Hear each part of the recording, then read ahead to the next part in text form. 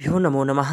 स्वागतम अस्ति भवतां सर्वेषां। स्वागत है आप सभी का आपके अपने YouTube चैनल सक्सेस बाय संस्कृतम में। मैं हूं योगेश पांडे और आज के इस वीडियो में हम पढ़ने वाले हैं साहित्य दर्पण के तृतीय परिच्छेद को। ठीक है, चलिए शुरू करते हैं। और तृतीय परिच्छेद, जैसा कि आप लोग जानते हैं कि इस परिच्छेद में सबसे पहले रस का जो है विवेचन यहाँ पर आचार्य विश्वनाथ ने किया है। जो रस विवेचन जो है यह सभी परीक्षाओं में पूछा जाता है। और किस प्रकार से यह विवेचन है, किस प्रकार से रस का जो है इन्होंने रस सिद्धांत को बदलाया है, इसको आज हम पढ़ने वाले हैं। तो आप वीडियो को अंतिम तक जरूर देखिए और पहली बार आए हैं तो चैनल को सब्सक्राइब कर लीजिए, वीडियो को लाइक कर दीजिए और फिर हम इसको शुरू करते हैं। चलिए, सबसे पहले देखेंगे आप यहाँ पर लिखा है कि अथ कोयम रस इति उच्यते तृतीय परिच्छेदः। और इस तृतीय परिच्छेद में पहली जो पंक्ति है इसमें कह रहे हैं कि अथ कोयम रस इति उच्यते, यानी कि रस किसको कहा है, अब यहाँ पर वह हमें बतला रहे हैं। तो देखिए, कह रहे हैं कि रस कोयम रसा, ऐसा क्यों कहा, इसलिए कहा क्योंकि पहले बता चुके हैं कि वाक्यम रसात्मकम काव्यम, जो काव्य होता है वह रसयुक्त वाक्य को ही काव्य कहा जाता है। ठीक है, अब जो रसयुक्त जो वाक्य होता है, ठीक है, तो वाक्य क्या होता है वह तो हमें पहले बता चुके हैं। किस प्रकार से वाक्य की परिभाषा होती है अच्छी तरीके से समझा चुके हैं। आकांक्षा, सन्निधि और योग्यता के आधार पर जो है वाक्य होता है, और किस प्रकार से पद के समूह को वाक्य कहा जाता है वह हमें बता चुके हैं। और यदि आपको वाक्य को अच्छी तरीके से समझना है तो आप द्वितीय परिच्छेद का जो वीडियो है इसी चैनल पर मिल जाएगा आपको। उसमें भी साहित्य दर्पण की जो है इसी PDF के द्वारा ही अच्छी तरीके से समझाया गया है, तो आप समझ सकते हैं। ठीक है, तो वाक्य हो गया। अब वह जो वाक्य है वह किस प्रकार से रस से युक्त वाक्य होना चाहिए वह बतलाने के लिए उन्होंने अब इस तृतीय परिच्छेद में वह रस जो है वह बतला रहे हैं। ठीक है, तो पहली पंक्ति लिखी इन्होंने रस के लिए, कह रहे हैं कि विभावे नानुभावेन व्यक्तः संचारिणा तथा रसतामेति रत्यादि स्थायी भावः सचेतसाम। ठीक है, क्या कह रहे हैं, विभावे नानुभावेन, यानी कि देखिए विभाव और अनुभाव। अब आप इसको बहुत अच्छी तरीके से समझिए कि विभाव और अनुभाव के साथ में तृतीय विभक्ति लगी है, यानी विभाव और अनुभाव के साथ में, तथा संचारिणा यानी संचारी भाव के साथ में। ठीक है, संचारी भाव, विभाव, अनुभाव, संचारी भाव और स्थायी भाव, रत्यादि स्थायी भाव। ठीक है, रति आदि जो स्थायी भाव होते हैं उन स्थायी भावों के द्वारा जो क्या होता है, व्यक्त होता है। किसको व्यक्त होता है, तो कह रहे हैं सचेतसाम। सचेतसाम यानी कि जो लोग कैसे होते हैं, आप जानते हैं साहित्य में जो है चेतसा कहा जाता है, यानी जो सहृदय जो व्यक्ति होते हैं उनको सचेतसाम कहा है। ठीक है, यानी जो साहित्य को समझने वाले जो व्यक्ति होते हैं, जो व्यक्ति रस को समझ सकते हैं, ऐसे व्यक्तियों को जो है सहृदय व्यक्ति कहा जाता है। जो कि नाटक को देखते हैं और देखते समय जो है उसके रस में जो डूब करके उसका आनंद जो लेते हैं ना, ऐसे लोगों को सहृदय कहा जाता है। और उन्हीं लोगों को यहाँ पर सचेतसाम कहकर उन्होंने संबोधन किया है कि ऐसे जो सचेतसाम जो सहृदय लोग हैं वह इस रस का जो है रसताम इति जो है रस का जो है वह अनुभव करते हैं। कैसे रस का अनुभव करते हैं, तो कह रहे हैं कि जो विभाव, अनुभाव, व्यभिचारी भाव, संचारी भाव और रत्यादि स्थायी भावों से जो उत्पन्न होता है, ठीक है, या स्थायी भाव या आदि जो सभी जो वस्तु हैं जिनका भी बताया, विभाव, अनुभाव, संचारी भाव आदि से और व्यंजना वृत्ति से, ठीक है, अभिव्यक्त सहृदयों के मन में जो वासना रूप में जो स्थित होता है, रति आदि स्थायी भाव स्वरूप में जो होता है वह रस जो है वह प्राप्त होता है। अब देखिए, सब कुछ यहाँ पर बतलाएंगे कि विभाव क्या है, अनुभाव क्या है, संचारी भाव क्या है, सात्विक भाव क्या है। सबसे पहले बता रहे हैं कि विभावादयो वक्ष्यन्ते, यानी जो विभाव आदि जो हैं यह बोले जाएंगे। ठीक है, विभावादयो वक्ष्यन्ते यानी बाद में हमें समझाएंगे क्या होते हैं विभाव, तृतीय परिच्छेद में ही समझाएंगे। ठीक है, सात्विकस्या अनुभव रूपत्वात् न पृथक उक्ताः। देखिए क्या कह रहे हैं कि सात्विकस्या अनुभव रूपत्वात् न पृथक उक्ताः, जो सात्विक भाव हैं वह अनुभव में क्या हो जाते हैं, अंतर्भूत हो जाता है उनका। ठीक है, तो इसलिए वहां पर देखिए क्या कह रहा है, सात्विकश्चानुभव रूपत्वात् न पृथक उक्ताः, यानी जो सात्विक भाव होते हैं ना वह अनुभाव में अंतर्भूत हो जाते हैं, इसलिए अनुभाव में अंतर्भूत होने के कारण न पृथक उक्ताः, उनको अलग से नहीं कहा गया है ना, या अलग से नहीं बतलाए गए। अब कह रहे हैं कि व्यक्त्यो दध्यादि न्यायेन रूपांतर परिणतो व्यक्तिकृत एव रसो न तो दीपेन घट इव पूर्व सिद्धो व्यज्यते। अब देखिए यहाँ पर जो बात कही थी ना कि देखिए क्या बात कही थी, व्यक्तः संचारिण, यानी इन सभी के द्वारा या व्यंजना वृत्ति के द्वारा जो क्या है व्यक्त होता है, जो हमें समझ आता है, जिसका हम अनुभव करते हैं, आस्वादन करते हैं, वह रस होता है। तो कह रहे हैं कि जो व्यक्त है ना, व्यक्त का क्या मतलब है, तो कह रहे हैं कि दध्यादि न्यायेन रूपांतर परिणतो व्यक्तिकृत एव रसः। ठीक है, यहाँ तक समझिए। कह रहे हैं कि जिस प्रकार से दध्यादि न्याय क्या होता है, इसको समझेंगे। सबसे पहले जैसे दूध लिया आपने एक गिलास में और उसमें आप कुछ अम्ल जो है पदार्थ, जिसको हम कहते हैं खट्टा पदार्थ, जो है आप उसमें डाल दीजिए, या चाहें तो आप थोड़ा सा दही डाल सकते हैं, या फिर आप उसमें जो है फटा दूध पुराना वो डाल सकते हैं, या जो है कुछ भी खट्टा पदार्थ नींबू डाल सकते हैं। तो उससे क्या होगा, जो दूध है वह दही में परिणत हो जाता है। ठीक है, रूपांतर परिणतो लिखा है यहाँ पर, यानी वह जो दूध है ना वह अपना ही रूप दही में परिणत कर लेता है, यानी दूध ही दही बन जाता है। ठीक है, तो उसी प्रकार से ये जो होते हैं ना यहाँ विभाव और अनुभाव, संचारी भाव आदि जो भाव यहाँ पर हमें बतलाए गए हैं, यही भाव जो है यह रस में परिवर्तित हो जाते हैं। रस की उत्पत्ति, रस को हम कहें कि यह आस्वादन, रस का आस्वादन यह हमें करा देते हैं।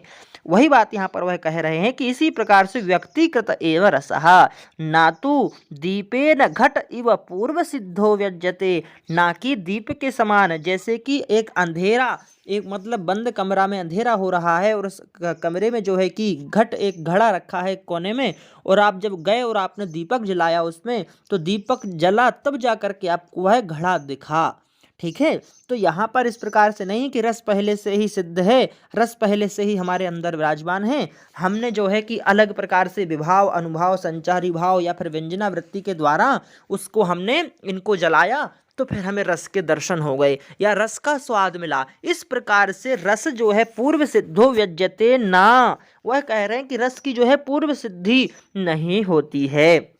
ठीक है, अब देखिए उदाहरण दे रहे हैं कि तदुक्तम लोचनकार ही, यहाँ पर लोचनकार यानी कौन है लोचनकार, तो लोचनकार जैसे आप जानते हैं अभिनव गुप्त को कहा जाता है, और कह रहे हैं कि तदुक्तम लोचनकार ही, अभिनव गुप्त ने कहा है, क्या कहा है, तो कह रहे हैं कि रसाहा प्रतीयन्ते इति तु ओदनम पचती वद व्यवहारः। कोई कह रहा है कि रसाहा प्रतीयन्ते, रस की प्रतीति हो रही है, तो ये उसी प्रकार से व्यवहार कर रहे हैं जिस प्रकार से कि हम कहते हैं कि ओदनम पचती, है नहीं, ओदनम यानी भात को पकाते हैं। ठीक है, भात पकाता है। इस प्रकार से जो व्यवहार है ये वही व्यवहार है जैसा कि रसाह प्रतीयते या रसाह प्रतीयन्ते, ऐसा जो व्यवहार कर रहे हैं ना, ये व्यवहार कैसा व्यवहार है, तो कह रहा है ओदनम पचती वद व्यवहार। भाई भात है, भात किसको कहते हैं, भात पके हुए चावल को ही भात कहा जाता है। तो जो पका हुआ चावल है उसको कोई क्या पकाएगा, नहीं पका सकते। ठीक है, तो यह उसी प्रकार से व्यवहार है कि रसाह प्रतीयन्ते, रस की प्रतीति नहीं होती, रस तो स्वतः जो है वह स्फुटित होता है, या हम कह सकते हैं कि स्वतः रस का जो है ज्ञान होता है। अत्र च रत्यादि उपपादानाद एव प्राप्ते स्थायित्वे पुनः। अब देखिए, अब दूसरी बात का यहाँ पर खंडन कर रहे हैं, कोई कह रहे हैं कि रत्यादि नाम, देखिए अब यहाँ पर क्या कहा था इन्होंने कि विभावेनानुभावेन व्यक्तः संचारिणा तथा, तो व्यक्त क्या है वह समझा दिया कि व्यक्त का मतलब यहाँ पर जो पहले से जो सिद्ध है ना उसको व्यक्त नहीं कहा, बल्कि विभाव आदि के द्वारा जिसको समझा जाए वह व्यक्त होता है। ठीक है, अब बता रहे हैं कि देखिए रत्यादि स्थायी भाव यहाँ पर क्यों कहा कि रत्यादि स्थायी भाव से जो है वह समझ में आता है, या रत्यादि स्थायी भाव के द्वारा जिसका हम अनुभव कर सकते हैं। तो कह रहे हैं कि देखिए अत्र च रत्यादि उपपादानाद एवं प्राप्ति स्थायित्वे, रत्यादि कहने से ही जो है कि स्थायी भाव जो है हमें समझ में आ रहा है, पुनः स्थायी भाव यह कहने की क्या आवश्यकता थी। ठीक है, एक बार पढ़ते हैं इसको, फिर इसका अर्थ हम समझेंगे। पूरी लाइन को पढ़ते हैं पहले। अत्र च रत्यादि उपपादानाद एव प्राप्ते स्थायित्वे पुनः स्थायी पदोपादानं रत्यादीनाम् अपि रसान्तरेषु अस्थायित्व प्रतिपादनार्थं ततश्च हासक्रोधादयः शृङ्गारवीरादौ व्यभिचारिण इव तदुक्तम रसावस्था परमभावः स्थायितां प्रतिपद्यते। देखिए क्या कह रहे हैं यहाँ पर, ये कह रहे हैं कि जिस प्रकार से रति आदि पदों के ग्रहण से ही, जो रति बोला है इसी के ग्रहण से है स्थायी, क्योंकि रति कौन है, स्थायी भाव है, तो स्थायी भाव जो है सिद्ध होता है। फिर भी स्थायी पद का ग्रहण करना जो है रति आदि का भी दूसरे रसों में अस्थायित्व प्रतिपादन के लिए है। जैसे कि एक बार रति कहा, दूसरी बार स्थायी कहा, तो क्या होता है कि स्थायी पद का जो ग्रहण किया है ना, यह रति आदि का भी दूसरे रसों में अस्थायित्व यानी व्यभिचारित्व प्रतिपादन के लिए कर रहे हैं। देखिए स्थायी उपादानम रत्यादीनाम अपि, यानी रति आदि जो स्थायी भाव है ना, उनका भी रसांतरेषु अस्थायित्व प्रतिपादनार्थम, यानी एक रस का दूसरे रस में प्रतिपादन हो जाता है, व्यभिचारी भाव हो जाता है। जैसे कि उदाहरण दे रहे हैं, हास क्रोधादयः श्रृंगार वीराद व्यभिचारिण इव। जिस प्रकार से हास रस जो है वह क्रोध रस में, श्रृंगार जो है वीर में, या हास रस जो है वह वीर रस में व्यभिचार भाव उत्पन्न करता है, क्रोध रस जो है वह श्रृंगार में वीर रस का जो है व्यभिचारी भाव होता है। तो एक रस का एक ही रस में स्थायी भाव होता है, यानी कि जैसे शांत है, शांत का जो स्थायी भाव है वह यदि है, जैसे श्रृंगार का स्थायी भाव है रति, तो रति श्रृंगार भाव में तो ठीक है, लेकिन रति जो है वह किसी दूसरे रस का जब वहाँ पर प्रतिपादन होगा तो वहाँ पर व्यभिचारी भाव में वह परिवर्तित हो जाएगा। इसलिए यहाँ पर यह कहा कि रत्यादि स्थायी भाव सचेतसाम, ऐसा ठीक है। वह दूसरी बात भी यहाँ उदाहरण दे रहे हैं कि तदुक्तम रसावस्था परम भावः स्थायिताम प्रतिपद्यते। ये देखिए रसावस्था परम भावः स्थायिताम प्रतिपद्यते, वह कह रहे हैं कि रस की अवस्था में प्राप्त जो भाव है ना, वही भाव स्थायी में प्राप्त होता है, अन्य नहीं। ठीक है, जब रस की अवस्था में प्राप्त भाव ही स्थायी भाव में प्राप्त होता है, यानी कि जो रस चल रहा है, मानिए चलिए श्रृंगार रस का कोई नाटक चल रहा है और उसमें आपको जो है रस की जब आपको प्राप्ति हो रही है ना, तो उसी के स्थायी भाव में प्राप्त होती है, अन्यत्र नहीं होती। इसलिए यहाँ पर ऐसा कहना पड़ा। ठीक है, आगे चलते हैं। अस्य स्वरूप कथन गर्भम आस्वादन प्रकारः कथ्यते। अब देखिए किस प्रकार से यह होता है, क्या रस, ठीक है, किस प्रकार से इसका आस्वादन किया जाता है और क्या इसका स्वरूप होता है।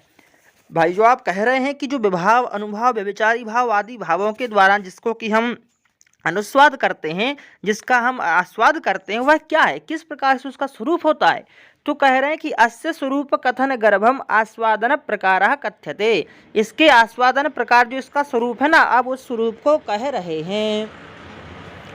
ठीक है, देखिए कैसे कह रहे हैं, तो कहा कि सत्वद्रेकादखंड स्वप्रकाशानंद चिन्मयः वेद्यांतर स्पर्श शून्यो ब्रह्मस्वाद सहोदरः लोकोत्तर चमत्कार प्राणः कैश्चित् प्रमातृभिः स्वाकारवद भिन्नत्वे नायमास्वाद्यते रसः।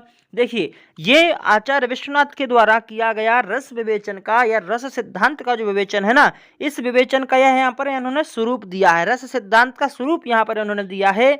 तो ये जो दो श्लोक हैं ये आपको अच्छी तरीके से याद होना चाहिए, क्योंकि जो परीक्षाओं में जो प्रश्न पूछे जाते हैं ना, वो यहीं से पूछे जाते हैं कि ब्रह्मस्वाद सहोदरः कहा, ठीक है, या वेद्यांतर स्पर्श शून्यः कहा, या फिर स्वप्रकाशानंदः कहा, या चिन्मयः कहा, या फिर सत्वोद्रेकाद कहा, सत्वोद्रेकः कहा, अखंडः कहा। इस प्रकार से आपसे परीक्षाओं में पूछे जाते हैं प्रश्न। ठीक है, तो अब देखिए अब जो है यहाँ पर यह समझाएंगे कि ये किस प्रकार से सत्वोद्रेक है। सत्वोद्रेक का मतलब होता है सत्व का उद्रेक करना। ठीक है, यानी सत्व रस को जो है अत्यधिक बतलाना, सत्व रस का ही उद्रेक जहाँ पर होता है, जहाँ पर रज और तम जो आदि गुण है ना, ये रज और तम गुण जो है मन ही, मतलब रज और तम जो गुण हैं ये रज तम जहाँ पर क्या होते हैं, नीचे चले जाते हैं और सत्व जहाँ पर उठ जाता है। यानी जब हमारा मन जो है वह सत्व रस में, सत्व गुण में जो है चला जाता है, सत्व गुण की प्रतीति जब हमारे अंदर होती है, या हम कहें कि जब हम सत्व गुण जब हमारे अंदर अत्यधिक होता है तब यह जो है प्रतीत होता है, या तब हम जो है इसका आनंद ले पाते हैं। या हम कहें कि जो रस का जो स्वरूप है वह कब होता है, रस का तो कह रहे हैं कि जहाँ सत्व रस की अधिकता हो, ठीक है, और अखंड है। अखंड का मतलब क्या होता है कि अखंड का देखिए, चलिए देखेंगे। सबसे पहले यहाँ पर देखो लिख रहे हैं कि रजस्तमोभ्याम अस्पृष्टम मनः सत्वम योच्यते, यानी कि रज और तम जो गुण है ना, ये रज और तम से जो मन हमारा है वह कैसा है, अस्पृष्ट है, यानी कि निचले भाग में चला गया है। और सत्व जहाँ पर अत्यधिक प्रकट हो जाता है, उठ जाता है, वहाँ पर जो है कि यह होता है, ठीक है। फिर कह रहे हैं इत्युक्त प्रकारो बाह्यमेय विमुक्ता पादकः कश्चन अंतरो धर्मः सत्वम। अब ये सत्व की जो है और अधिक व्याख्या कर रहे हैं। कह रहे हैं कि सत्व और रज जहाँ पर दब जाते हैं, रज और तम जहाँ पर दब जाते हैं और सत्व जो है आंतरिक गुण जो है वह प्रकट हो जाता है। और जो प्रकट होने के बाद बता रहे हैं कि बाह्य पदार्थ के प्रति विमुख होने वाला विलक्षण जो धर्म है, बाह्य में विमुक्ता पादका कह रहे हैं, यानी कि जो बाह्य पदार्थ जितने भी होते हैं ना, उन बाह्य पदार्थों के प्रति जब विमुख हो जाता है, तब जो है उसका जो आंतरिक धर्म है हमारे मन का, वह सत्व धर्म है, वह सत्व धर्म जो है प्रकट हो जाता है। वही बात यहाँ फिर से कह रहे हैं, सत्वोद्रेकः तस्य उद्रेकः, यानी कि सत्व का उद्रेक रज और तम को दबा करके अभिभूय आविर्भाव प्रकट होता है। अत्र च हेतु तथा विधा अलौकिक काव्यार्थ परिशीलनम। अब यहाँ पर किस प्रकार से जो है काव्यार्थ का परिशीलन, यानी काव्यार्थ का मतलब विभाव आदि अनुभाव आदि का जो परिशीलन है किस प्रकार से होता है, कब होता है, यह जो है इसका हेतु जो तथा विधा हेतु, यानी इस प्रकार का जो इनका कारण होता है वह अलौकिक काव्य के अर्थ का अनुशीलन करना होता है। इन सभी की अनुशीलन करना ही इसका जो है प्रमुख कारण माना जाता है। अब देखिए कह रहे हैं कि अखंड। अब अखंड का मतलब समझा रहे हैं कि अखंड इति एक एव अयम। अखंड का मतलब है कि यह एक ही है। विभाव आदि रत्यादि प्रकाश सुख चमत्कारात्मक अत्र हेतुम वक्ष्यामः। अब कह रहे हैं कि विभाव आदि भावों का एवं रति आदि भावों का ज्ञान जो है ना, वह सुख और चमत्कार प्रदान करने वाला है। और इसीलिए जो है हम ये क्या है, क्यों इसको अखंड कहा गया, यह कह रहे हैं अत्र हेतुम वक्ष्यामः। इसका जो कारण है ना, यह बाद में कहेंगे। अब देखिए स्वप्रकाशत्वादपि वक्ष्यमाण रीत्या चिन्मयः इति स्वरूपार्थे मयट। क्या कह रहे थे ये कि स्वप्रकाशानंद चिन्मयः, ठीक है। तो स्वप्रकाशत्वाद अपि वक्ष्यमाण रीत्या, यानी स्वप्रकाशत्व आनंदमय और चिन्मय आदि भी वक्ष्यमाण रीति से जानना चाहिए। यानी कि अभी जो रीति बतलाएंगे आगे, जब आपको बताएंगे किस प्रकार से वह स्वप्रकाश के द्वारा यानी खुद के द्वारा वह प्रकाशित है और आनंद में रहता है, आदि जो वक्ष्यमाण रीति है इनके द्वारा आपको बतलाया जाएगा। और जो यहाँ पर कहा है ना, कहा गया है चिन्मयः, इस चिन्मय में जो है स्वरूप अर्थ में मयट प्रत्यय यहाँ पर किया है चिन्मय से, यानी कि किस प्रकार से वह रस का जो है आस्वादन होता है वह यहाँ पर बतला रहे हैं, ठीक है। अब देखिए कह रहे हैं कि चमत्कारः चित्त विस्तार रूपो विस्मय अपरे पर्यायः, है ना, यानी कि जो चित्त का विस्तार होता है, चित्त विस्तार रूपो चमत्कारः, चित्त का विस्तार जब होता है, मन का विस्तार जब होता है, तो उससे जो चमत्कार है ना, वही जो है विस्मय का अपर पर्याय है। विस्मय का दूसरा नाम जो है ना, वही चमत्कार यहाँ पर वह बतला रहे हैं। तत्प्राणत्वंच अस्मत् वृद्ध प्रपितामह सहृदय गोष्ठी गरिष्ठ कवि पंडित मुख्य श्रीमन्नारायण पादैः रुक्तम तदाह धर्मदत्तः स्वग्रंथे। अब यहाँ पर उदाहरण बता रहे हैं कि किस प्रकार से वह चमत्कारिक होता है। तो किसका नाम बता रहे हैं कि अस्मत् वृद्ध प्रपितामह, यानी कि जो विश्वनाथ इनके जो वृद्ध प्रपितामह हैं, वह सहृदयों की जो गोष्ठी होती है उसमें भी जो अत्यधिक जो सम्माननीय हैं कवि पंडित हैं, और श्रीमन्नारायण जिनका नाम है वह श्रीमन्नारायण नारायण पादैः उक्तम, उन्होंने कहा है, ठीक है। और उन्होंने कहा है लेकिन लिखा किसने है, तो धर्मदत्तः स्वग्रंथे, धर्मदत्त ने जो है अपने ग्रंथ में लिखा है। धर्मदत्त का ग्रंथ का नाम क्या है, ये हमें अभी तक जो है नहीं मिला है कि कहाँ कौन से ग्रंथ में जो है धर्मदत्त ने इसको प्रतिपादित किया है। लेकिन यहाँ पर विश्वनाथ इसको बतला रहे हैं कि रसे सारस चमत्कारः सर्वत्राप्यनुभूयते तच्चमत्कार सारत्वे सर्वत्राप्यद्भुतो रसः तस्माद् अद्भुतमेव आह कृति नारायणो रसम। क्या कह रहे हैं कि रसे सारस चमत्कारः सर्वत्राप्यनुभूयते, सभी जगह जो है ना, सभी रसों में चमत्कार जो है वह चमत्कार का अनुभव किया जाता है। चमत्कार रस का सभी रसों में, रसे सारः चमत्कारः सर्वत्राप्यनुभूयते, सभी रसों में जो है चमत्कार का अनुभव किया जाता है। तच्चमत्कार सारत्वे सर्वत्राप्यत भूतो रसा, और तब रसों में चमत्कार ही सार होने से, यानी कि जो रसों में जो चमत्कार है ना वही होने के कारण, सारत्व चमत्कार का ही सार होने के कारण सभी रसों में जो है ना, या सभी जगह हम कह सकते हैं कि अद्भुत प्रकार का जो रस है वह हमें प्रतीत होता है। तस्माद अद्भुतम एवं कृति नारायण रसम, इसलिए जो है नारायण ने जो इनके प्रपितामह हैं उन्होंने क्या किया है, अद्भुत को ही एक रस कहा है। ठीक है, तस्मात अद्भुतम एवं आह कृति नारायण रसम, इसीलिए जो है नारायण ने एक अद्भुत नामक जो रस उन्होंने कहा है। अब देखिए कह रहे हैं कि कैश्यदिति प्राक्तन पुण्यशाली भी। अब ये आप यहाँ पर जो दिए हैं ना कि लोकोत्तर चमत्कार प्राण कैश्चित प्रमातृ भी, इसका अर्थ अभी बतलाया कि किस प्रकार से वह चमत्कार है, चमत्कारिक है। ठीक है, यानी सभी रसों में एक चमत्कारिक रस होने के कारण जो है रस को हम चमत्कारिक या चमत्कार का प्राण हम उसको कहते हैं, सार होने के कारण चमत्कार प्राण कहते हैं। अब कैश्चित प्रमातृ भी का मतलब यहाँ पर क्या है, तो यह बतला रहे हैं कि देखिए यदुक्तम कैश्चित प्राक्तन पुण्यशाली भी, यानी कि कुछ जो है कि पुण्यशाली भाग्यशाली लोगों ने कहा है। क्या कहा है, तो कह रहे हैं कि पुण्यवंतः प्रणवंती योगीवद रस संततिम, है ना, यानी कि योगीवद रस संतति, यानी कि जो पुण्यशाली जो लोग होते हैं ना, जो भाग्यशाली जो लोग होते हैं, जो परंपरा वाले, यानी हम कह सकते हैं जो भगवान का नाम संकीर्तन करते हैं, जप करते हैं, तपस्या करते हैं, ऐसे जो योगीवद होते हैं ना, जो योगी होते हैं वह परंपरा को साक्षात्कार कर लेते हैं, यानी कि भगवान को वह ब्रह्मानंद की प्राप्ति कर लेते हैं, मुक्ति की प्राप्ति कर लेते हैं। उसी प्रकार से, यानी जिस प्रकार से योगी जन ब्रह्मा की प्राप्ति करते हैं ना, उसी प्रकार से जो रस को समझने की परंपरा में जो लोग आते हैं, यानी हम कह सकते हैं कि जो सहृदय जो लोग होते हैं वह ब्रह्मानंद को प्राप्त करने के बराबर ही इस पुण्यवान ही रस परंपरा को प्राप्त करते हैं। यानी उनके समान जो लोग होते हैं, योगी जो लोग होते हैं, वह इस रस की परंपरा को जो है प्राप्त करते हैं। देखिए लिख रहे हैं यद्यपि स्वादः काव्यार्थ संवेद आत्मानंद समुद्भवः। ठीक है, देखिए इसके बाद कौन सी लाइन आ रही है, इसमें हमें देखना पड़ेगा। हाँ, स्वाकार भिन्नत्वे नायम आस्वाद्यते रसः।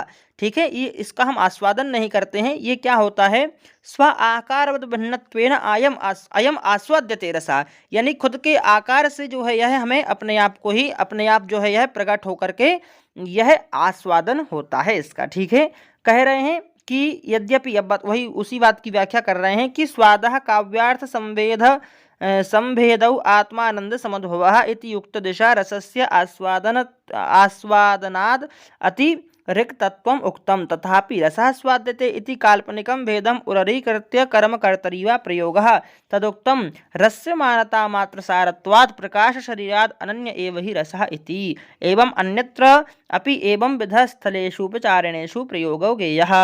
देखिए अब यहाँ पर ये बता रहे हैं, उन लोगों का खंडन कर रहे हैं ना जो लोग कहते हैं कि रसः स्वाद्यते या फिर रसः आस्वाद्यते। ठीक है, यानी कि रस जो है ना वह स्वाद योग्य होता है या रस का आस्वादन किया जाता है। इस प्रकार से जो लोग बोलते हैं ना, उन लोगों के लिए यहाँ कह रहे हैं कि यद्यपि स्वादः काव्यार्थ संभेदौ आत्मानंद समुद्भवः, यानी कि काव्यार्थ अर्थात जो विभाव आदि के द्वारा स्थायी आदि जो भाव हैं उनके द्वारा काव्यार्थ के अनुशीलन से, यानी कि जब हम काव्यार्थ का मतलब विभाव आदि के द्वारा जब हम नाटक आदि में अनुशीलन करते हैं ना, तो आत्मा में आनंद की अनुभूति होती है। आत्मानंद समुद्भवः काव्यार्थ के संवेद, यानी कि जब हम उसका संवेद यानी अनुशीलन जब करते हैं ना, तो आत्मा में एक आनंद की अनुभूति होती है, और वह जो आनंद की अनुभूति होती है उससे जो उत्पन्न होने वाला स्वाद है, ठीक है, रसस्वादना अतिरिक्तत्वम, उसका जो स्वाद होता है उस अनुशीलन से,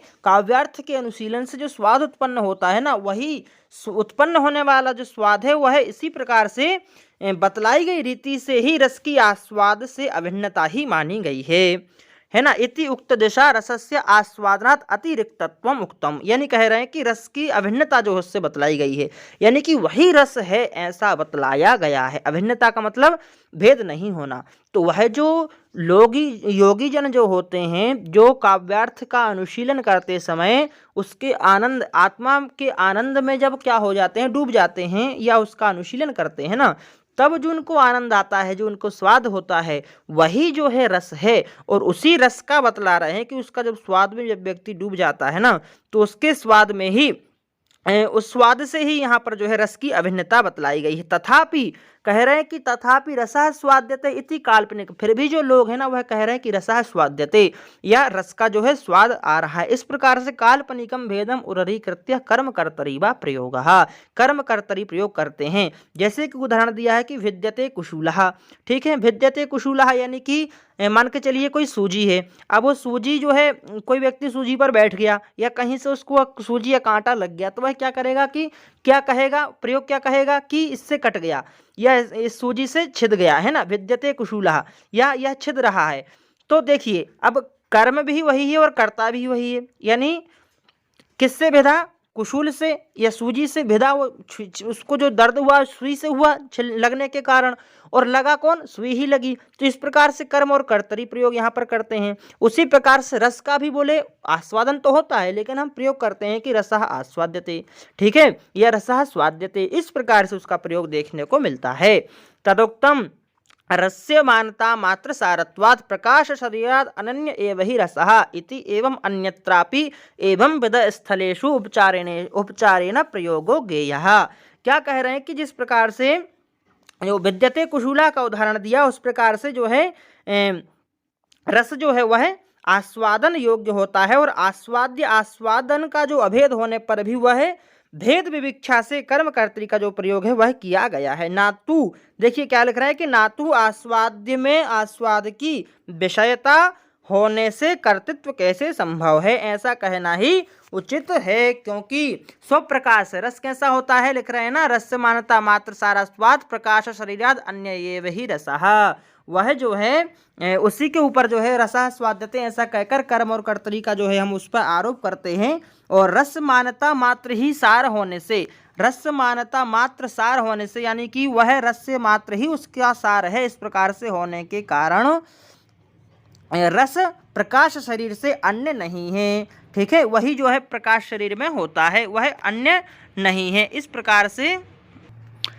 इस प्रकार से जो रस होता है वह रस मात्र में सारता के कारण, ठीक है, रस मानवता मात्र सारत्वात् प्रकाश शरीराद अन्य एव ही रसः, ठीक है, अन्य एव ही रसः एवं इति अन्यत्र एवं विध स्थलेषु उपचारणेषु प्रयोगो ज्ञेयः, कह रहे हैं कि इस प्रकार से उसको हमें समझना चाहिए, ठीक है। अब देखिए अब यहाँ पर कह रहे हैं कि ननु एतावता, अब यहाँ पर जो समझाया एतावता रसस्य अज्ञेयत्वम, कह रहे हैं कि रस जो है अज्ञेयत्व यानी कि दूसरे विषय के द्वारा समझा जाता, जो अज्ञेयत्व यानी दूसरे विषयों के द्वारा जिसको नहीं समझा जाता है, इस प्रकार का जो रस आप बतला रहे हैं। और जो व्यंजना होती है ना वह भी ऐसी ही होती है, ज्ञान विशेष होती है, यानी कि इसी प्रकार से दूसरे के ज्ञान से ही या दूसरे वाक्य से ही उसको समझा जाता है व्यंजना को भी। तो फिर कह रहे हैं कि व्यंजना और रस में अंतर क्या हुआ, दोनों एक ही जगह आकर के तो मिल गए। तो कह रहे हैं कि स्वज्ञानेन अन्यधि हेतु सिद्धेर्थे व्यंजको मतः यथा दीपो न्यथा भावे को विशेषो अस्य कारकात्। यहाँ पर फिर उन्होंने वही वाला उदाहरण दिया कि सिद्ध वस्तु में अपने ज्ञान से दूसरी वस्तु का ज्ञान का कारण जो होता है ना वह व्यंजक होता है, ठीक है। स्व जैसे कि सिद्ध वस्तु में अपने ज्ञान से दूसरी वस्तु का, जैसे कि पहले से घट रखा है और उस घट रखा है, सिद्ध है, वो रखा हुआ है एक कमरे में, ठीक है। अब उसका जो ज्ञान हो रहा है ना वह दीपक के कारण हमें हो रहा है, तो वह क्या हो गया, व्यंजक हो गया। जैसे दीप उदाहरण दिया था, दीप अन्यथा भावे को विशेषा अस्य कारकात्, तो वैसा ना होने पर अर्थात असिद्ध का साधन करने पर तो उसकी इससे भिन्नता भी क्या रहेगी, इस प्रकार से यहाँ पर उदाहरण देकर के पूछ रहे हैं। तो कह रहे हैं कि इति उक्त दिशा घट प्रदीपवद व्यंग्य व्यंजकयोः पार्थक्यम एव इति कथम रसस्य व्यंग्यता इति चेत सत्यम उक्तम। कह रहे हैं कि यदि इस प्रकार से बतलाए गए मार्ग से घट और प्रदीप जैसे व्यंग्य और व्यंजक का भेद होता है, उसी प्रकार से रस की व्यंग्यता कैसे होगी। भाई रस को तो कह रहे हो कि रस जो है अज्ञेयत्व है, स्वतः प्रकाश है, खुद का ज्ञान कराता है, फिर यह कैसे व्यंजना के साथ में इसमें जो है अभेद की प्रतीति हो रही है। व्यंजना और रस एक ही चीज हमें समझ में आ रहे हैं, यह कैसे होगा। तो कह रहे हैं कि ऐसा ठीक ही है, इसलिए कहते हैं कि यह स्वादन नामक अलौकिक व्यापार जो है ना, कह रहे हैं कि अतएवाहु विलक्षण एवं, इसलिए इसको विलक्षण कहा है रस को, क्योंकि जो है कृति और ज्ञप्ति के भेद से स्वादनाख्या कश्चित व्यापारः, कृति और ज्ञप्ति के भेद से यह कोई इस प्रकार का व्यापार है जिसको स्वादनाख्या, जिसका कि आस्वादन किया जाता है, ठीक है। कृति और ज्ञप्ति के भेद से विलक्षण ही होता है, इसी कारण से अतएव यहाँ पर रसन आस्वादन चमत्कारणादयो विलक्षणा एवं व्यपदेशा। इसलिए इसको जो है हम रसन या क्या है रस्यते कहते हैं, रस्यते इति रसा या आस्वाद्यते इति रसा या चमत्कारणादयः रसा। इस प्रकार से जो है ना इसको हम विलक्षण इसके प्रयोग करते हैं। और जो कि अभिधादि विलक्षण व्यापार माप्त प्रसाधना ग्रही लैहि अस्माभि रसादीनां व्यंग्यम उक्तम भवति इति। अब कह रहे हैं कि अभिधा आदि से विलक्षण व्यंजना व्यापार मात्र के साधन में तत्पर हम लोगों ने रसादि का जो व्यंग होता है ना वह कहा है। इस प्रकार से इन्होंने जो है रस का स्वरूप यहाँ पर केवल इतना बतलाया है। देखिए अब इसके बाद जो यहाँ पर बतलाया गया है करुणादाव अपि रसे जायते, करुणादौ अपि रसे जायते यत् परम सुखम सच्चेतसाम अनुभव प्रमाणम तत्र केवलम। कोई कहता है कि भाई रस है तो फिर उस रस में डूब करके लोग रोते क्यों हैं, करुणादि में क्यों रस की इस प्रकार से जब वो आनंद वाला है तो क्यों फिर हमें कष्ट होता है। तो फिर वह कह रहे हैं कि तुम नहीं समझोगे कि उसमें जो है करुणादि में रस की प्राप्ति होती है कि नहीं, वो केवल सचेतसाम अनुभव प्रमाणम तत्र केवलम। रामायण आदि में यदि ऐसा होता तो रामायण आदि में भी लोग जो है नहीं देखते, लेकिन करुण रस होने के बाद भी जो है वहाँ पर रस की जो है अनुभूति होती है केवल सचेत जो सहृदय लोग हैं वही इनका जो मन है उनका जो अनुभव है वही केवल प्रमाण के तौर पर रखा जाता है। इस प्रकार से जो है यहाँ पर रस की इन्होंने सिद्धि की है। और आज की वीडियो हम केवल रस की सिद्धि ही पढ़ेंगे। यदि आपको इसके आगे तृतीय परिच्छेद को पढ़ना है तो आप कमेंट करके मुझे बता दीजिए, तो जिससे फिर मैं आपको इसके आगे वाले जो पार्ट हम कह सकते हैं जो इम्पोर्टेंट चीज़ें हैं तृतीय परिच्छेद में, जैसे नायक के भेद हैं, नायिका के भेद हैं और इनके रस जो कह सकते हैं गुण हैं किस प्रकार से होते हैं, वो सभी चीज़ें जो है हम अच्छी तरीके से समझ लेंगे। तो मैं आज की वीडियो को यहीं पर समाप्त करता हूँ। वीडियो देखने के लिए धन्यवाद। यदि कोई भी समस्या आपको आती है तो आप कमेंट करके मुझे ज़रूर बता दीजिए, कमेंट कर दीजिए या फिर लाइक, और कोई समस्या आती तो कमेंट करके मुझे बता दीजिए। नए आए हैं तो चैनल को सब्सक्राइब जरूर कर लीजिए। धन्यवाद।